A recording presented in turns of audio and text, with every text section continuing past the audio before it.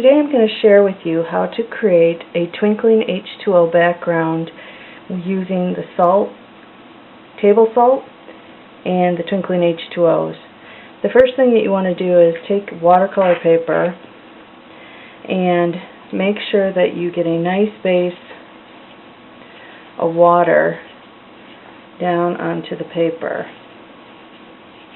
This will give you a nice wet surface so that when you apply your H2O's, they will spread across the paper. So if you have a bigger brush, you don't have to use a water brush. You just need water and a big brush to cover it and get the surface nice and wet. The second thing that you're going to need to do is get your Twinkling H2O colors that you want to use wet so that they have a nice wet surface to start with. And you can pick whichever colors you want to blend. I'm starting with some different colors like you would see in the skyline if you mixed a little bit of purples and blues. Once they've gotten a chance to get some of the water mixed in, you can use your water brush or a regular brush again to mix it in. Now what you're going to do is you're just going to start applying some of that water and color to the already wet background that you have. And you can put it wherever you want. The only concern that you have to be careful of is if you use colors that are on opposite sides of the color chart and you try to blend them, you're going to end up with brown. It's going to turn to a brown color. So you want to stay in the same shades or make sure that you don't blend them together. So I've added some of the blue, some of the green. I'm going to bring some of the purple in, and you can see because I have a lot of water on there, it's starting to feather out, which is really a pretty effect.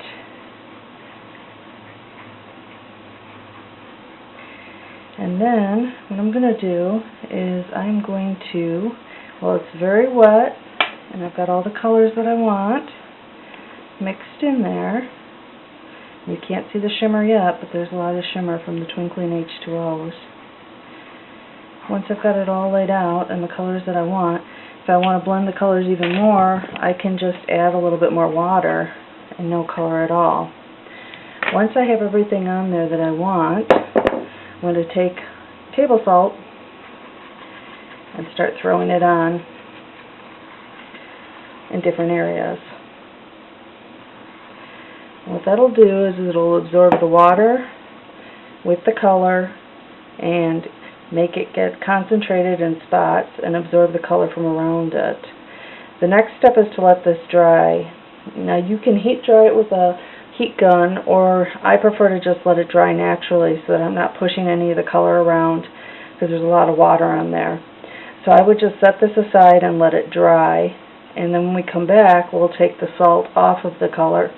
The other thing that I like to do is I like to always use whatever background I've created multiple times if I have a wet surface like this.